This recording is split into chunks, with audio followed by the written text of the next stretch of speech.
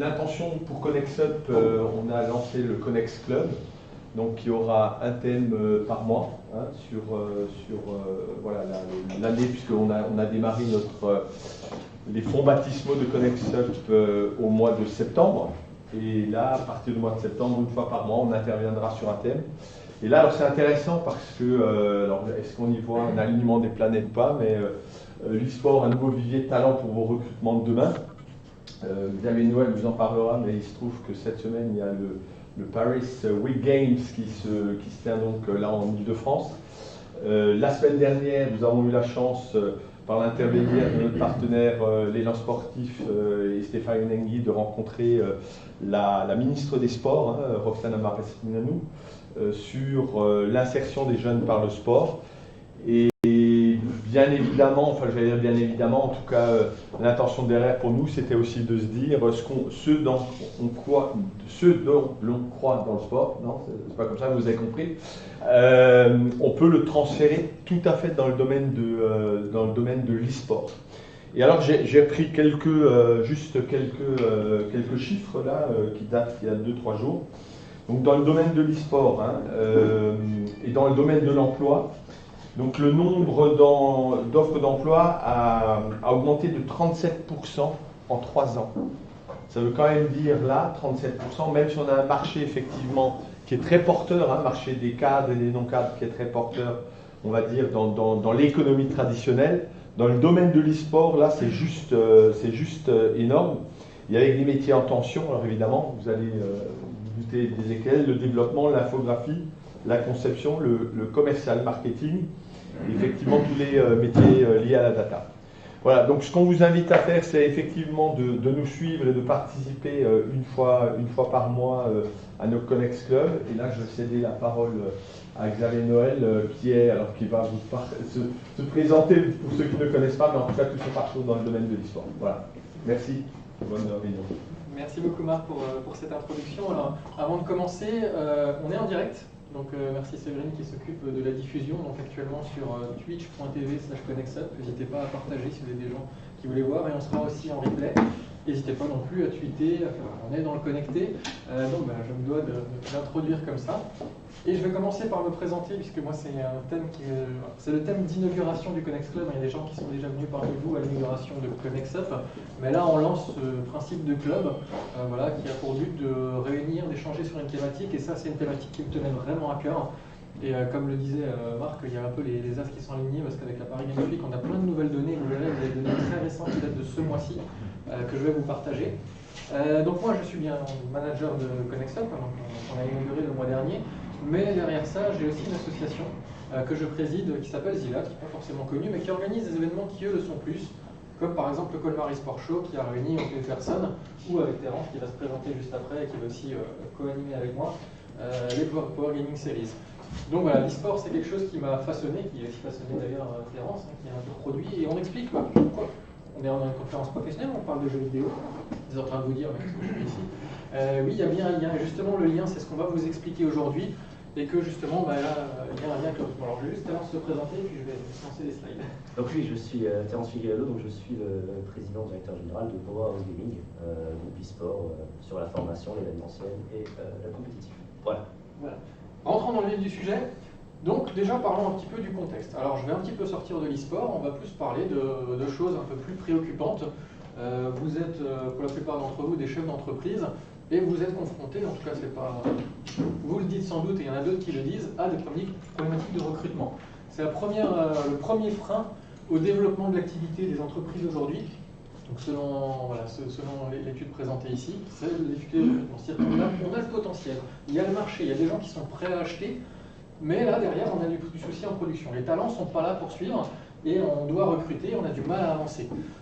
Il y a 60% des entreprises de plus de 10 salariés qui affirment avoir des difficultés. Donc c'est un chiffre énorme et ça a même un problème derrière sur le PIB.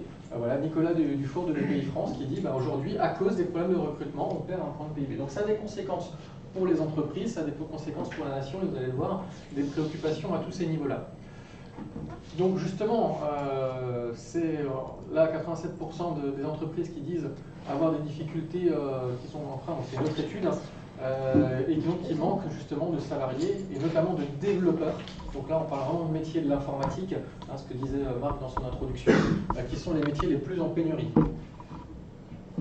Alors là encore un chiffre tout récent, c'est une étude qui date de ce mois-ci, qui est un baromètre de l'expertise numérique et qui dit que 2 entreprises sur 3 sont victimes de la pénurie des talents dans le numérique. Donc là on est vraiment sur le focus des métiers du numérique.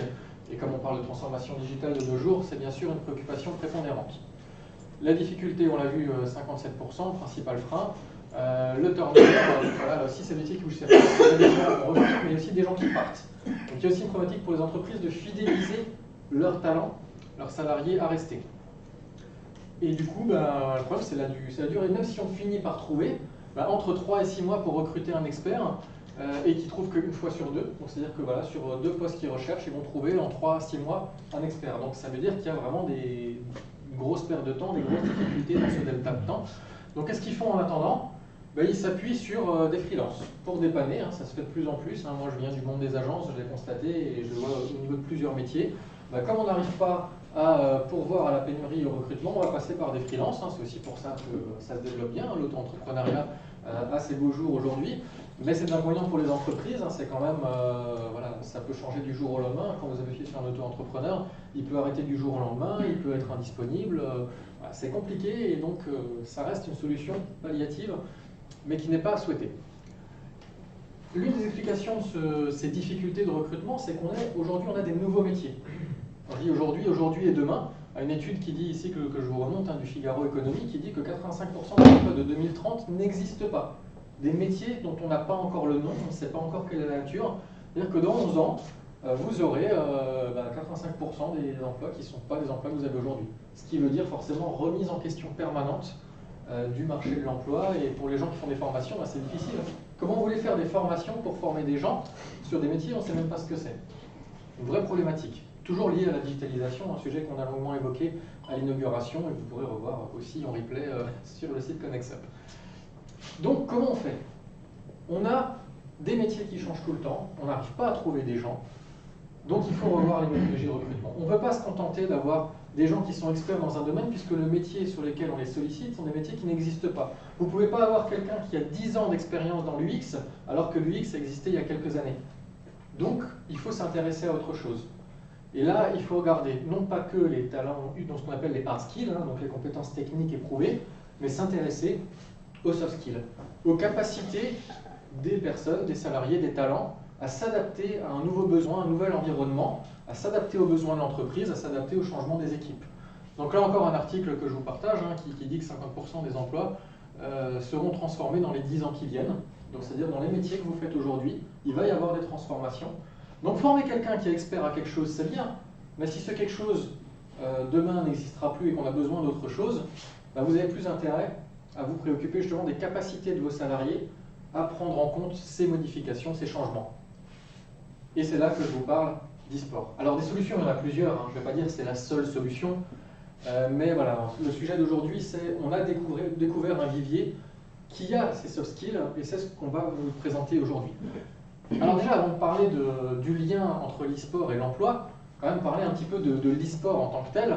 Alors là, ça tombe bien, Terence et moi, on revient vraiment, on était avant-hier et hier à cette Paris Games Week qu'introduisait Marc, qui est l'événement, on va dire, du jeu vidéo en France qui a lieu tous les ans. Et lors de cet événement, France e-sport, qui est, on va dire, l'association officielle qui fait le lien entre le gouvernement et les e-sportifs, a présenté son nouveau baromètre. Donc c'est une étude qui a été commandée et gérée par France e-sport et gérée par Médiamétrie. Donc les chiffres sont tout récents, ils datent d'avant-hier. Voilà, on est allé vous les chercher à Paris, on vous les a ramenés aujourd'hui à Mulhouse et sur Internet. Voilà. Et donc les chiffres, ils disent qu'en France, il y a 7,3 millions de consommateurs d'e-sport. Je vous donne la définition, c'est des personnes qui ont au moins regardé une fois du jeu vidéo d'affrontement, donc ou jouer, que ce soit télévision ou en ligne ou lors d'un événement comme le Colmar eSport Show ou les Power Gaming Series. Il faut savoir que le chiffre de l'an dernier était de 5 millions. Donc en un an, il y a eu une progression de l'ordre de 46%. Donc c'est quelque chose qui est vraiment, vraiment en vogue. Donc rien que ce chiffre-là montre qu'il faut se préoccuper. Ça représente quand même plus de 10% de la population française. Donc c'est un chiffre intéressant. Alors ils ont fait une catégorisation des gens. Quand on dit consommateur d'e-sport, il y a différents niveaux. Donc ils ont distingué ceux qui jouent ou qui s'intéressent, mais sans avoir une notion ni de classement ni de compétition. Voilà, ils jouent vraiment pour le plaisir. Ils jouent par exemple à Candy Crush, ils jouent à des jeux de console en famille, mais ils n'ont aucune ambition, c'est vraiment le jeu pour le jeu. Il y a ceux qui sont, on va dire, donc, sportifs de loisirs. Alors ils aiment bien faire ce qu'on appelle des parties classées. C'est-à-dire que vous avez aussi aujourd'hui beaucoup de jeux où quand vous jouez, vous gagnez des points. Et vous avez un classement. Le seul fait de jouer, vous avez un classement et c'est déjà une première motivation pour jouer. Ce n'est pas pour autant des compétiteurs. Ça reste un niveau de loisir. Ils ont envie d'avoir des scores, mais à côté, voilà, ils font pas mal d'autres choses. Ce n'est pas forcément des e-sportifs purs et durs. Et puis vous avez ceux qui sont les e-sportifs amateurs ou professionnels pour le coup, qui sont des gens qui jouent pour la gagne. Alors eux, ils veulent gagner les compétitions, ils vont se déplacer dans des événements comme ceux que je vous ai cités, avec une ambition de gagner de l'argent ou du moins de gagner des compétitions. Donc on le voit forcément, c'est dégressif, hein, mais ça montre aussi des chiffres qui grandissent avec le temps sur toutes les catégories. On voit côté répartition de la population que ça reste assez mixte pour ceux qui s'intéressent aux jeux vidéo, à peu près autant d'hommes que de femmes. La tranche des 15-34 ans qui est là globalement majoritaire, mais qui n'est pas là, c'est-à-dire que ceux qui s'intéressent aux jeux vidéo, c'est toutes les tranches d'âge. Et les 15-34 ans, c'est ceux qu'on va voir effectivement, plus on sera dans le compétitif, plus on va les trouver. Et plus on est dans le compétitif, plus on voit des hommes. Mais là encore, c'est des choses qui évoluent. Et on le voit aussi au niveau des métiers, parce que là, on parle des pratiquants. Mais derrière, il y a ceux qui font les métiers autour de l'e-sport, où là, Terence peut-être compléter. Oui, où là, je prends mon expérience personnelle, il y a plus de femmes que d'hommes, on va dire 60% de femmes par rapport aux hommes, qui sont dans les métiers du e-sport, c'est-à-dire la communication, le marketing, gestion de projet, chef de projet, etc., événementiel. Et c'est là le paradoxe, c'est-à-dire que le compétiteur sera plutôt masculin quand les métiers autour du secteur de divertissement sont plutôt féminins. Voilà, mon expérience. Ouais, donc, et des chiffres qui vont bien sûr être amenés à évoluer, hein, parce qu'on connaît des joueuses professionnelles. Hein, je cite Kayane pour ceux qui sont dans le domaine, qui fait du jeu de combat. Alors ça fait bizarre de dire comme ça qu'on a une femme qui est professionnelle du jeu de combat, et pas pour autant elle a, si je puis me permettre l'expression, réclamé beaucoup d'hommes sur le terrain. C'est une de ses nombreuses activités. Donc voilà, elle est présentatrice télé, elle est animatrice, journaliste, etc. Et en plus, elle est gameuse pro. Voilà. Donc c'est un exemple parmi d'autres. Hein. On a également dans les jeux de danse Dina. Il y a plusieurs femmes qui y sont, donc c'est pas forcément la majorité, mais pour autant, c'est des personnes qui sont vraiment impliquées dans tout ce qui est médiatisation et dans tout ce qui est métier. C'est le jeu, comme un autre. Alors, n'hésitez pas, si vous voulez, on peut le faire de manière interactive s'il y a quelqu'un qui veut réagir ou autre. Dans la salle, vous pouvez aussi poser des questions, on les prendra peut-être plus à la fin. Mais dans la salle ici présente, vous pouvez réagir. Alors une autre illustration qui montre un petit peu l'implication de l'e-sport dans d'autres domaines. Hein. Est-ce que vous avez entendu parler du Z-Event? Oui. Alors, qui dans la salle sait ce que c'est? Il y a quand même quelques-uns. Alors, Z-Event, c'est un rassemblement donc, on va dire, d'influenceurs de l'e-sport et du jeu vidéo. Donc, c'est des gens qui streament, qui se filment en train de jouer aux jeux vidéo et qui sont très connus dans le domaine de la jeunesse, qui se rassemblent pendant un week-end. En l'occurrence, c'était le mois dernier, hein, c'était il n'y a pas si longtemps que ça. En tout cas, cette édition, l'édition 2019. Et donc, ils streament, donc ils se filment en ligne et les gens peuvent les voir en ligne sur la plateforme Twitch, hein, celle sur laquelle on diffuse, qui est la plateforme de référence des gamers. Et les gens peuvent donner de l'argent sur Twitch pour soutenir la personne qui se filme. Sauf que le cas particulier de cet événement, c'est qu'ils sont tous rassemblés dans une grande pièce et que les dons, ils sont pour la bonne cause. Là, c'était pour l'Institut Pasteur. Juste, c'est vraiment quelque chose qui illustre et qui pour moi montre bien le développement de l'e-sport. Ils ont collecté en un week-end 3,5 millions d'euros. C'est une somme énorme. Donc pour l'Institut Pasteur, l'an dernier c'était 1 million d'euros, donc vous voyez la progression. On a plus de 150%. Quand on sait que le Téléthon perd 4% tous les ans, les courbes vont bientôt se croiser. Je crois qu'ils sont dans les 80 millions le Téléthon, quelque chose comme ça. Donc ça montre que ce phénomène en vogue, il intéresse de plus en plus de gens et que les gens investissent dans ce phénomène. Donc là encore, un sujet pour vous d'intéressement. Alors, est-ce que vous avez des adolescents parmi vous dans la salle, à la maison? Personne n'a d'adolescents? Un ou deux? Voilà. Est-ce qu'il y a 2 semaines, il ne s'est pas passé quelque chose d'étrange? L'adolescent est venu à table à l'heure, alors que d'habitude il était dans sa partie. Qu'est-ce qui s'est passé? Eh bien, ça c'est le jeu, c'est la coqueluche des adolescents, Fortnite. Vous avez forcément entendu parler, vous avez probablement un adolescent ou un proche qui y joue. qui a fait un gros teasing à son changement de saison. Donc, ce qu'ils ont fait, c'est qu'à la fin, ils ont lancé la fin de saison et ils ont fait un grand trou noir. C'est-à-dire que les gens qui jouaient étaient aspirés dans un trou noir. Et depuis, pendant à peu près 36 heures, le jeu était un trou noir. Et il y avait des gens qui streamaient un trou noir, avec des dizaines de milliers de vues. Je regardais juste par curiosité, alors du coup j'en ai fait partie. Et donc du coup l'adolescent qui joue à Fortnite pendant ce temps, parce qu'en fait c'était un bon coup de teasing d'une part, et puis je pense que c'était aussi des questions pour eux de pouvoir affiner, tester tranquillement. Pendant ce temps les ados, un peu frustrés, regagnaient la vie sociale, avant que la mise à jour soit arrivée. Alors il y avait vraiment un gros teasing parce qu'ils n'ont pas osé communiquer, est-ce que le jeu va repartir, est-ce que le jeu est fini. Moi qui suis organisateur de compétition avec du Fortnite justement en janvier au Colmar Sport Show, j'ai été bombardé de mails, mais qu'est-ce que vous faites? Moi j'ai payé ma place, qu'est-ce qu'on fait? Donc gros changement, on voit que ça passe sur BFM TV, c'est passé sur France Info. J'ai entendu à la radio le lendemain sur France Info, donc tous les médias même traditionnels s'intéressent à un teasing d'un jeu vidéo. Donc ça montre vraiment à quel point ça explose. Pour revenir sur les chiffres, là c'est les échos qui nous disent, juste pour parler un petit peu de montant, qu'en France, en 99, ça représentait le marché du jeu vidéo 860 millions d'euros. Aujourd'hui, 2017, on aura des années justement que je viens après, donc c'est 4 milliards et on estime en Europe les recettes, je parle des recettes, pas du chiffre d'affaires, à 385 millions pour cette année-là. Donc c'est des chiffres qui méritent quand même de s'y intéresser. Ça, c'est pour parler des chiffres.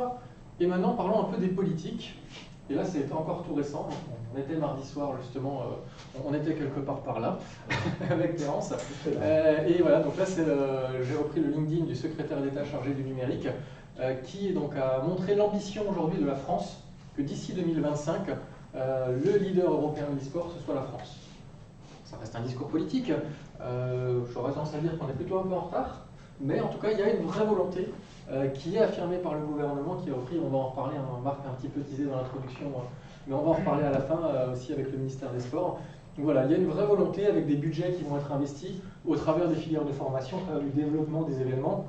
Voilà, je ne vais pas vous parler de toute mon activité associative, mais on est aussi en train de travailler pour développer une régionalisation de l'e-sport. Donc voilà, c'est un vrai phénomène de mode du moment, et donc il faut s'y intéresser dans tous les cas d'une manière ou d'une autre, vous devez vous intéresser à l'e-sport. Maintenant, je vais quand même me recentrer sur le sujet d'aujourd'hui, parce que le titre c'est quand même l'e-sport, un vivier de talent pour votre recrutement. Et donc vous allez me dire, ok, c'est bien, il y a des jeunes qui jouent aux jeux vidéo, ça vaut le coup d'investir, pourquoi pas, mais c'est quoi le rapport avec le recrutement? C'est ce que je vais vous dire en vous parlant un petit peu de l'e-sportif. Alors là, on parle du e-sportif, le compétiteur. Je vais vous dénoter quelques traits de caractère qui le caractérisent. Avant tout, c'est un passionné de nouvelles technologies. Il s'intéresse aux jeux vidéo, donc forcément, il est connecté. Il utilise les dernières consoles, les derniers PC, les derniers outils. Donc c'est quelqu'un qui, de base, fait beaucoup de veille et qui teste par lui-même. Il est très curieux de nature et il va s'approprier ces nouvelles technologies sans qu'on lui demande, voilà, ça fait partie de sa passion. Là, c'est un trait de caractère très fort, alors qui peut parfois être un petit peu ironisé. On a beaucoup de mèmes dans le milieu du gaming où on appelle ça les rageurs, mais voilà, ils jouent pour gagner. Quand ils perdent, en général, ils ne sont pas contents. Il y a quelques claviers qui ont été cassés. Mais voilà, c'est un trait de caractère qui a ses avantages et ses inconvénients. En l'occurrence, ils veulent gagner. Leur objectif, c'est gagner. Et ils vont se donner les moyens de gagner. Effectivement, ils n'aiment pas perdre. Et c'est là, après, qu'il y a effectivement une capacité de résilience à l'échec et de capacité de rebondir qui est énorme. Voilà, encore hier, justement, je vous donne des exemples récents. Il y avait deux équipes de League of Legends qui s'affrontaient, qui étaient en l'occurrence les Gamers Origin et Misfits, pour ceux que ça parle. Et donc, première manche perdue par les Misfits, il faut rebondir derrière pour rattraper les suivantes et gagner finalement 3-2. C'est un exemple parmi d'autres qu'on voit dans les sports, qu'on voit dans le sport aussi. Je pense que Stéphane nous en parlera. Mais voilà, cette capacité, cette volonté de se surpasser et de surmonter l'échec, c'est un trait de caractère de l'e-sportif. Quand je vous parlais des nouvelles technologies, il y a aussi cette notion de compréhension à la connexion et au système informatique. Le joueur, il a besoin de savoir comment le jeu fonctionne.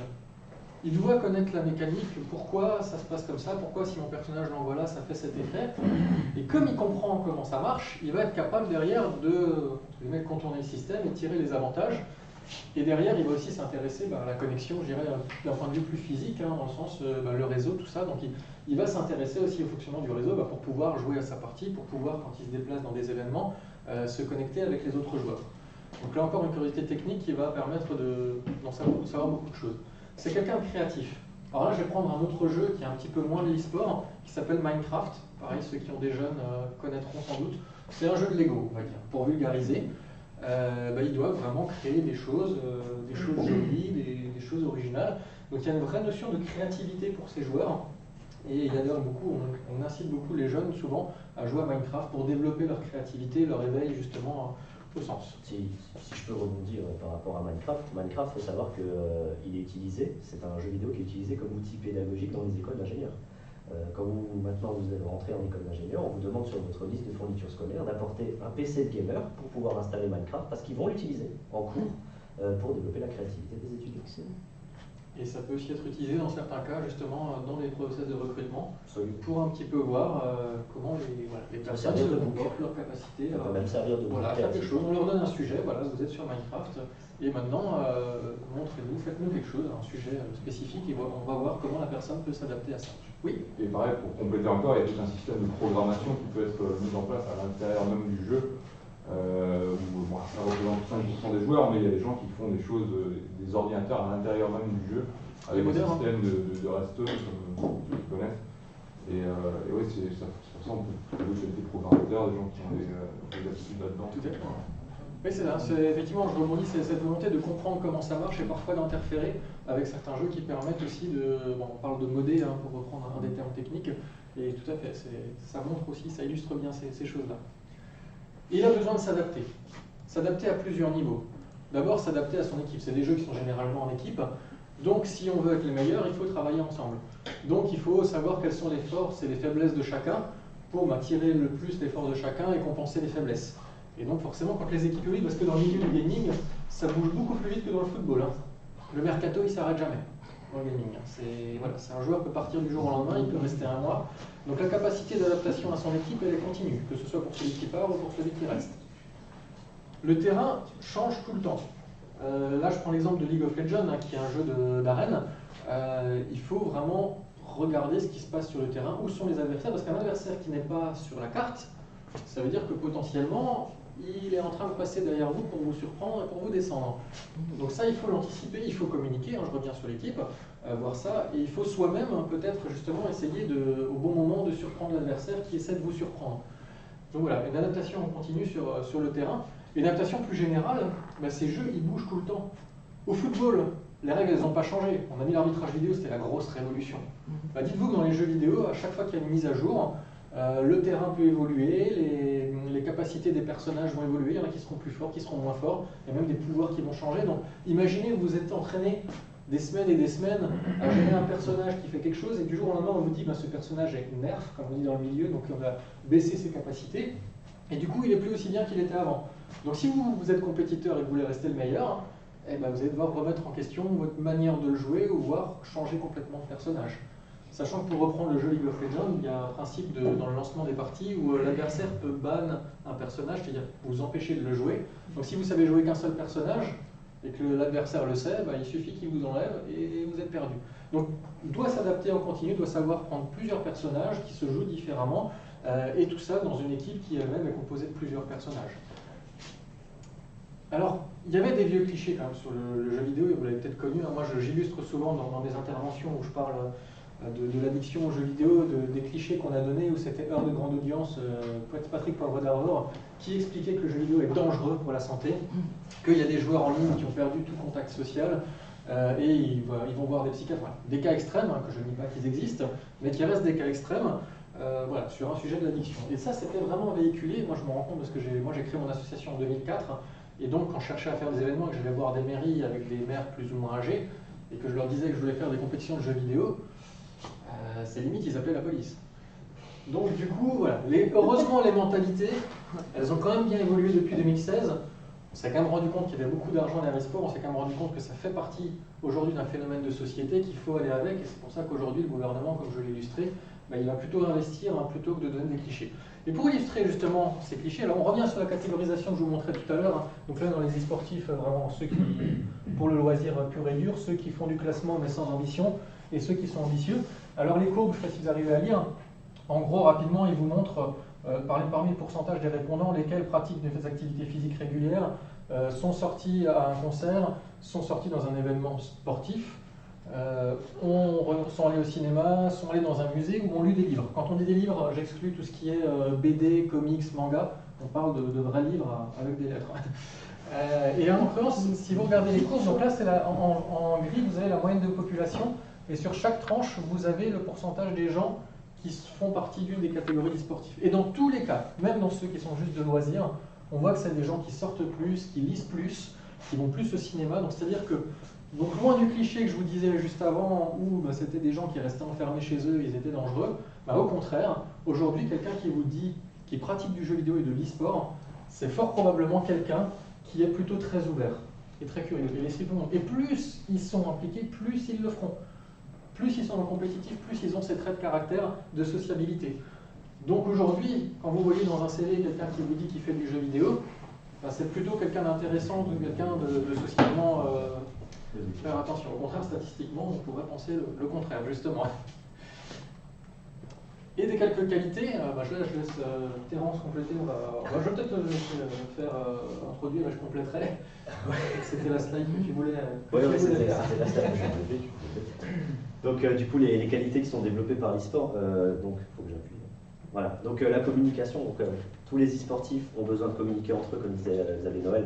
Le penchant de la communication, c'est très important. Si vous n'avez pas de communication, entre guillemets, les e-sportifs ne gagneront pas.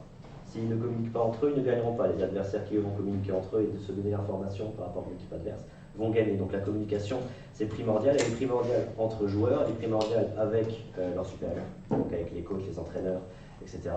Et en fait, elle est primordiale même dans le... Comment je pourrais expliquer ça? Elle est primordiale dans la façon qu'ils ont de communiquer même autour d'eux. Donc là, on n'est même pas forcément dans le jeu, on est en dehors du jeu. La manière de communiquer, elle est essentielle. Vous allez forcément choisir quelqu'un qui sait parler, qui sait s'exprimer, qui le fait d'une bonne manière, avec un bon dialecte, etc., plutôt que quelqu'un qui est renfermé, qui ne sait pas parler, voire qui ne parle pas du tout, c'est-à-dire qui est vraiment sur lui-même, etc. Donc voilà, la communication, c'est... Et je compléterais qu'il doit être pragmatique dans ce qu'il communique. Parce que s'il dit absolument tout, des choses évidentes, là on est dans l'instantané. Dans une partie, ça se passe dans l'instantané. Dire quelque chose d'évident, ça va plus polluer l'information et distraire le partenaire. Je vais donner l'exemple. Je donne un exemple. On est par exemple sur un jeu de guerre, entre guillemets. Vous avez une équipe en face de vous, on va appeler ça les terroristes, et vous avez les antiterroristes. Bon, ben, il y a la police et les méchants. Vous jouez côté police, vous venez d'éliminer un adversaire. Communiquer en disant « je l'ai éliminé », c'est inutile. Déjà parce que ça apparaît sur l'écran, il y a une ligne, ça apparaît. Vous n'avez pas le temps pour ça. Par contre, ce qu'il faut dire, c'est que vous en avez vu un qui est passé dans un couloir, que vous pensez qu'il n'est pas seul, etc. Ce genre d'information, ça c'est utile. Mais dire « pan, je l'ai tué », merci, mais là pour le coup ça n'aide pas l'équipe, ça la dessert, au contraire. Étant donné que c'est sur des fractions de secondes que peut se jouer une décision, que peut même se jouer une partie. Ça va très très vite. Une seconde perdue, c'est une seconde de gagner pour l'adversaire. Et ça peut tout changer.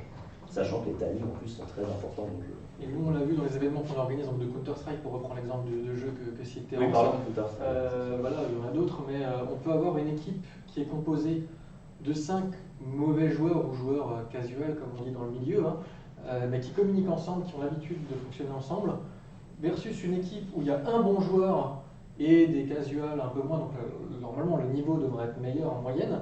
Le bon joueur tout seul, s'il n'y a pas une communication, il va se faire avoir. Parce que l'équipe qui sait communiquer, elle sera capable d'encercler son adversaire et du coup d'avoir le bon joueur, même si individuellement il est plus fort que tout le monde. Pour terminer par exemple sur l'aspect communication, on reprend l'idée de Counter-Strike. Il y a ce qu'on appelle une gestion de timing, c'est-à-dire que chacun, au début de chaque manche, va commencer au même endroit. Le premier à prendre les positions va gagner, sauf que pour prendre une position, c'est 4-5 secondes. Donc s'il y a une seconde qui est perdue par rapport à l'équipe d'en face, vous n'êtes plus en position, vous allez perdre la partie. Tout simplement parce qu'une mauvaise information est passée. Donc voilà, ça c'est pour la communication. Ça rejoint exactement ça. Comme moi, ça rejoint exactement ce que je viens de dire. Donc la proactivité, être rapide, efficace. Il faut toujours savoir s'adapter à la situation et justement savoir ce qui est utile à dire, utile à faire ou pas. Donc ça c'est un trait de caractère des talents e-sportifs qui devient inné à force de pratique, sachant qu'ils ont affaire à des informations que nous on n'a pas à faire. Ils peuvent traiter 10, 20 informations en même temps quand nous, pas forcément.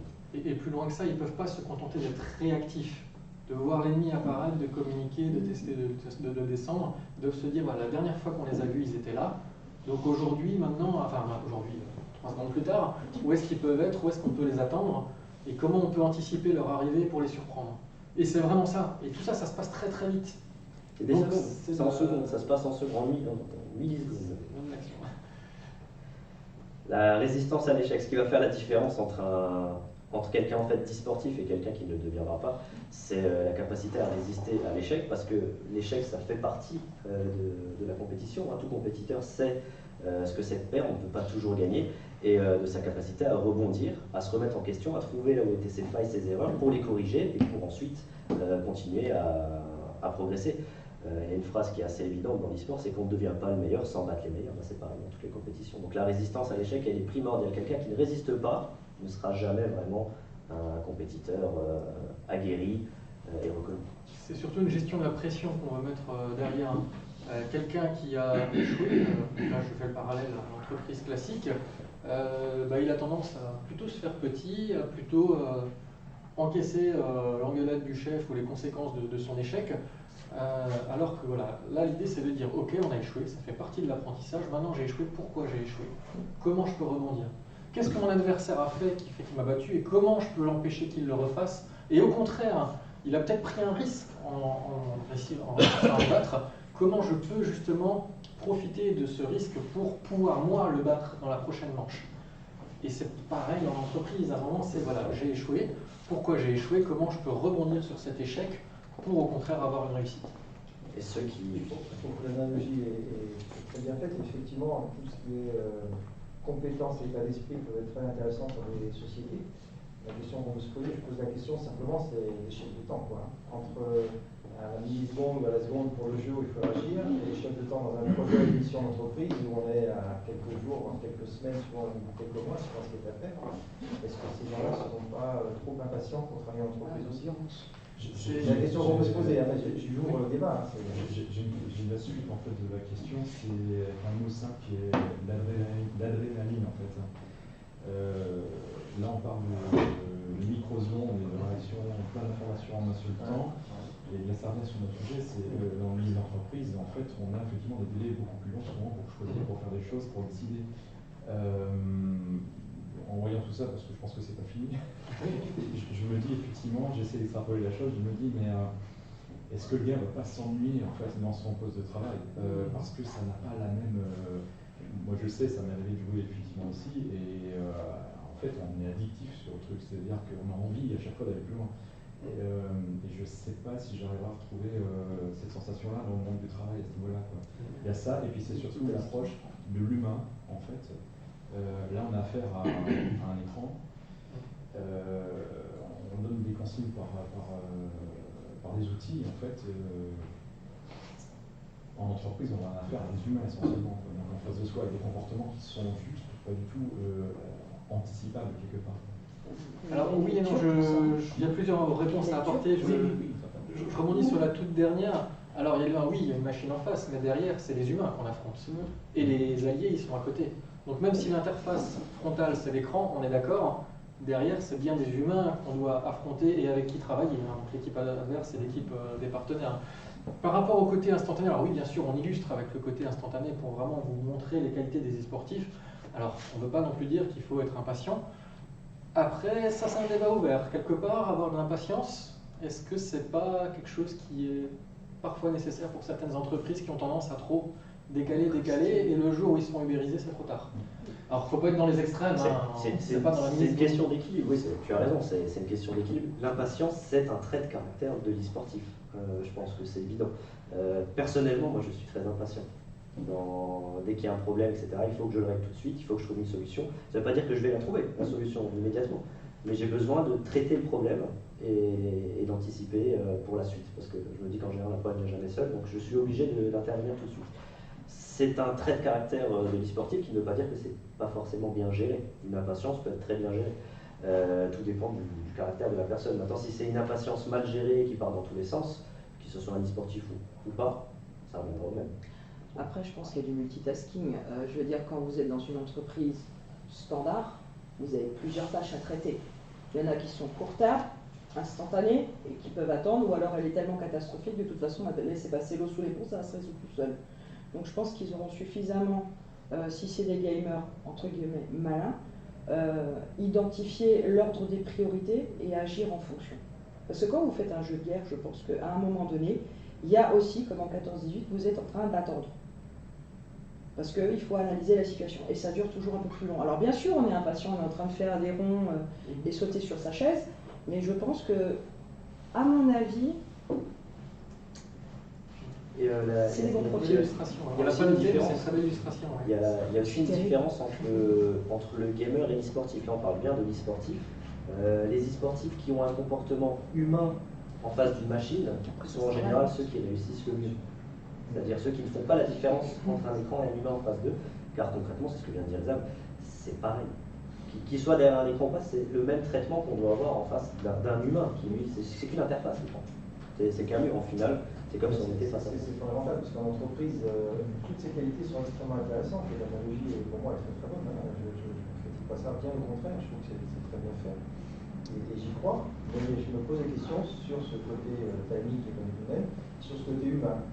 Tout le monde sait aujourd'hui que les 4 dirigeants de Microsoft et de Apple, ils payent des écoles privées à leurs enfants où les écrans sont interdits jusqu'à l'âge de l'adolescence.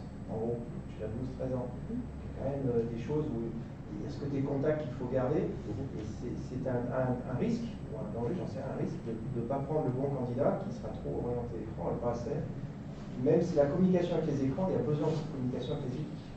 Absolument. En tout cas, d'après les stats, c'était une personne sur 2 sera saine dans tous les cas. On fait tous des réunions Skype avec les interlocuteurs en matière empirique. Donc moi j'en ai fait régulièrement dans ma vie. Je suis d'ancienne génération, je suis désolé, je ne suis pas de la vôtre, hein, mais je la fais tout le temps, cette mode de travail.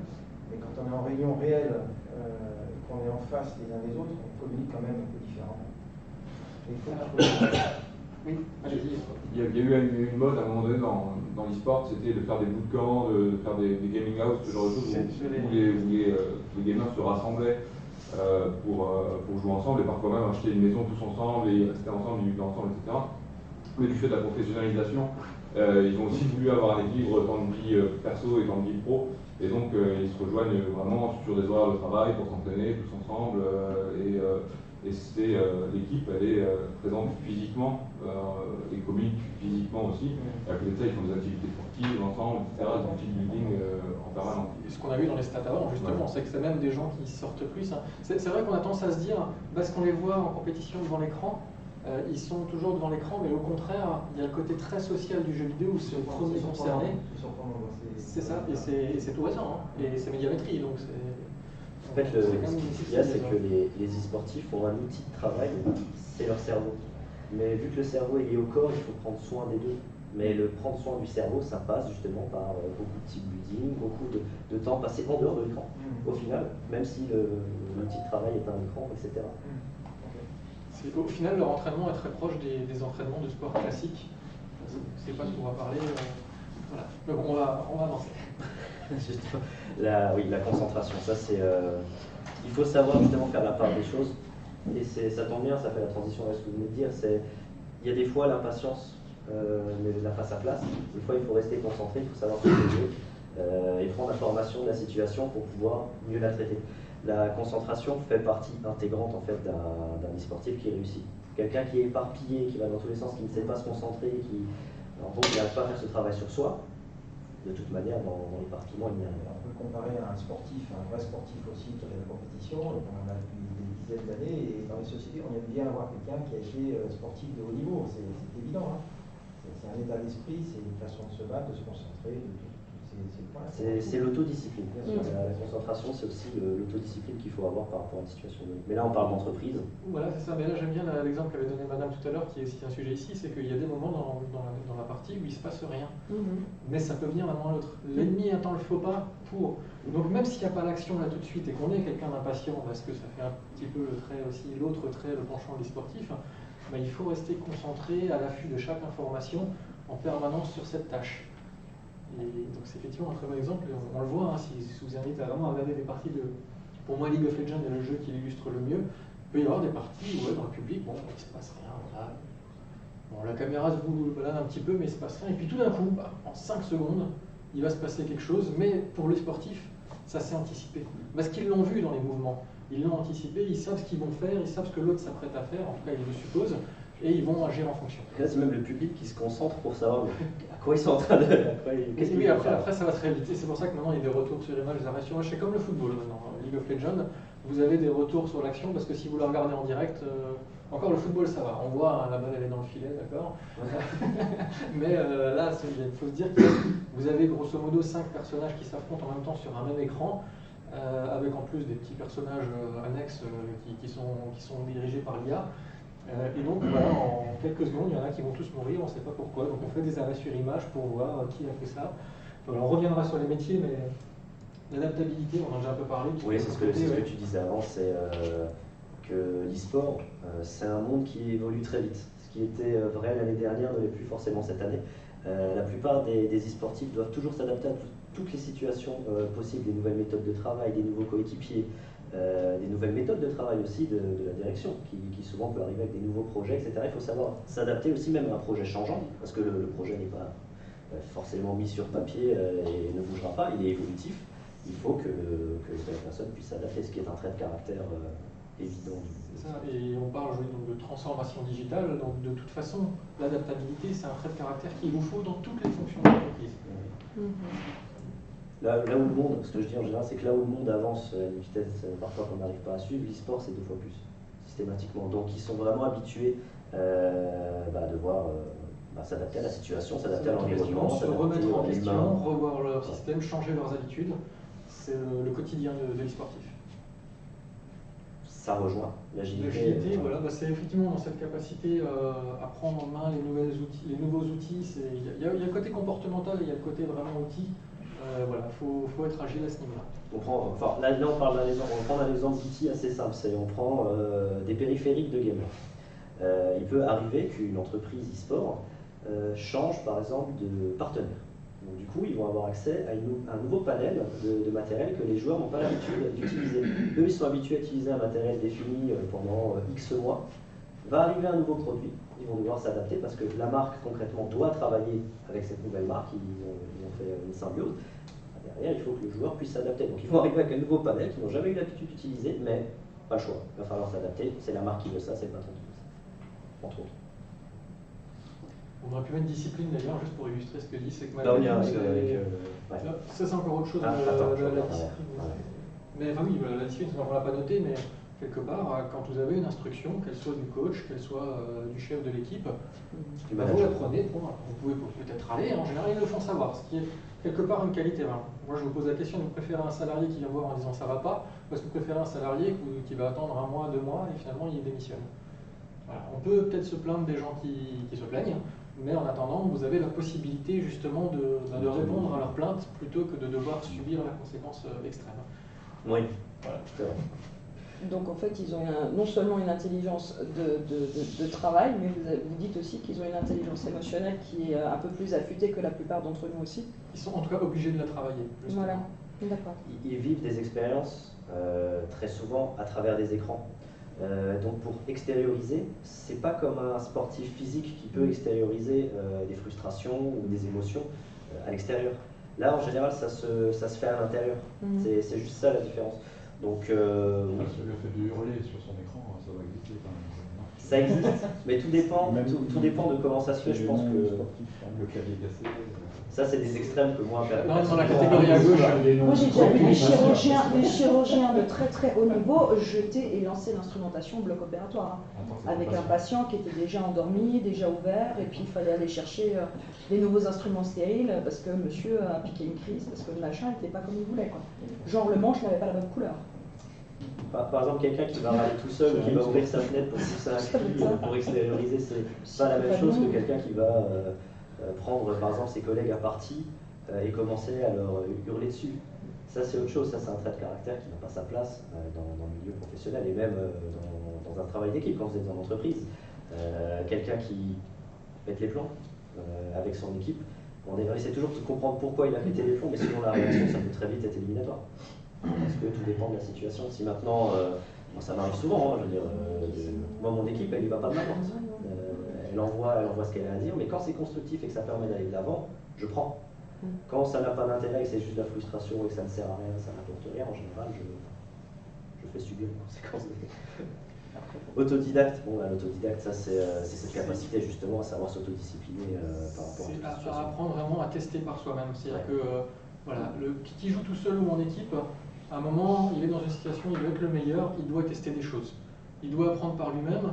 Et au-delà du jeu, que du jeu, hein, on va quand même reparler des streamers, c'est si on aime se filmer en train de jouer, il faut apprendre à utiliser des logiciels. Et on ne va pas se payer une formation en 6 mois, 1 an, ou même un truc sur Internet. En général, on va carrément regarder les tutoriels, on va regarder les vidéos, on va regarder l'aide, et on va apprendre tout seul des logiciels. Vous avez des gens qui ont 0 études en infographie, qui sont des très très bons infographistes. Parce que simplement, ils ont utilisé, pour leur passion, ils voulaient faire un truc sympa en se filmant ou en mettant des pictogrammes de ce qu'ils faisaient. Et du coup, ils ont appris tout seuls sur le tas comme des grands. Si je prends mon cas personnel, quand j'étais joueur de cartes de haut niveau et j'ai pas fait vraiment d'études de maths, mais j'ai appris la loi de la probabilité tout seul, par moi-même, avec mes propres outils, etc., pendant des nuits blanches et des nuits blanches entières, à faire des calculs tout seul. Et au final, comprendre que j'étais en train de refaire les probabilités. Et je les ai apprises tout seul, par exemple. Et du coup, ça m'a permis d'évoluer dans la discipline et d'atteindre le niveau mondial comme ça, entre autres. Donc voilà, l'autodidacte, je pense que c'est un trait de caractère fort. Organiser, c'est aussi une base. C'est organisé à plusieurs niveaux, dans la priorisation, on en a déjà parlé. Organiser pour le streamer, qu'est-ce qu'il va dire, quel contenu, quel moment, faire un planning de diffusion. Et il y a plein de notions d'organisation que forcément l'e-sportif va devoir maîtriser par lui-même. Ou l'organisation d'événements, tout simplement, se rassembler dans une gaming loge. Il faut réserver un logement, il faut voir avec les autres, il faut faire un doodle pour voir qui est dispo quand. Il y a plein d'outils comme ça. Comment ils financent, comment ils s'auto-alimentent ensuite sur place, etc. Le matos à avoir à l'intérieur, les charges, enfin voilà, c'est tout un projet. Tout est toujours tout un projet, il faut savoir être organisé pour le mener à bien. Pareil dans une partie, d'une équipe contre une équipe, en général l'équipe la mieux organisée, c'est celle qui va gagner. On va aller un peu plus vite pour la suite, on voulait vous... Alors, ça c'est un exemple terrain, c'est un jeu qui n'est pas très connu mais qui me tient à cœur, j'avais joué à l'époque, qui s'appelle Ingress. C'est le prédécesseur de Pokémon Go, vous avez peut-être entendu parler. Ingress, c'est un jeu où c'est en réalité augmentée, vous vous déplacez vraiment, et en fonction de la position de votre GPS, vous pouvez capturer des points d'intérêt. Le point d'intérêt, c'est peut-être la fontaine, c'est peut-être l'église, il y a plein de points d'intérêt partout. Et il y a 2 factions qui se battent au niveau mondial, et ils appellent ça la résistance et les illuminés. J'étais un illuminé, si jamais vous en doutiez. Et donc, ils devaient capturer ces points d'intérêt pour leur faction, et après, ils pouvaient les relier entre eux, en faisant une liaison. Pour faire cette liaison, il fallait donc une fois être allé là, avoir récupéré un élément de celui-ci, et aller dans celui-là, que les deux soient de la couleur, et à ce moment-là, on pouvait de là faire un trait vers là. Après, c'est de la géométrie. S'il y avait un trait qui venait se mettre au milieu, vous ne pouviez pas faire le trait. Donc vous dites, ok, c'est de la géométrie, génial. Et donc pour capturer une zone, vous deviez faire un triangle entre 3 points pour capturer la zone et avoir des points pour votre équipe au niveau mondial. Donc il y avait des découpages géographiques pour les cellules locales, et puis il y avait des niveaux mondiaux. Et il y en a qui ont fait des opérations, donc là c'est la carte vidéo, alors là c'est des opérations, c'est Halloween, donc je vais faire un petit clin d'œil, où ils se sont mis d'accord les 2 factions pour faire des trucs jolis sur la carte. Donc vous voyez le côté créatif, les gens qui jouent aux jeux vidéo se sont amusés à regarder par rapport aux points d'intérêt sur la carte, pour faire des formes, et voilà, pour faire des choses jolies. Mais pour parler vraiment du côté militaire qu'il peut y avoir derrière, il y avait des opérations au niveau mondial. Alors moi j'ai participé à une opération la plus grande que j'ai fait, on avait mis Mulhouse en point d'ancrage. J'ai fait un peu de pub pour Mulhouse, même si personne n'en a parlé dans les médias. Et c'était de l'autre côté, ça devait être Düsseldorf, et ça devait être en Angleterre. Donc il y avait un triangle entre ces 3 pays. On devait faire autant de liaisons que possible. C'est-à-dire que pour faire un lien entre Mulhouse et Düsseldorf, sans aucun autre petit trait sur le chemin qui manque, ça veut dire qu'on avait fait un découpage de cartes, il y avait des responsables de zone, et chacun devait s'assurer qu'il n'y avait pas de traits. Donc il devait casser là où il y avait des traits, il devait aller les casser. Et si jamais il y avait un ennemi sur le terrain, fallait qu'on communique, en fait vous aviez des agents derrière les ordis qui regardaient ce qui se passait, il y en avait d'autres sur le terrain par cellule qui se déplaçaient. C'est une organisation militaire, mais vraiment militaire, et on avait réussi d'ailleurs, pour le coup. Alors il y en a plein qui se font régulièrement, et ce jeu qui n'est pas forcément très connu, qui est vraiment fédérateur et qui montre un petit peu tous les traits, toutes les qualités qu'on vient d'illustrer. Je vais un peu plus vite parce que je vois qu'on a dépassé le timing. Je voulais vous donner quelques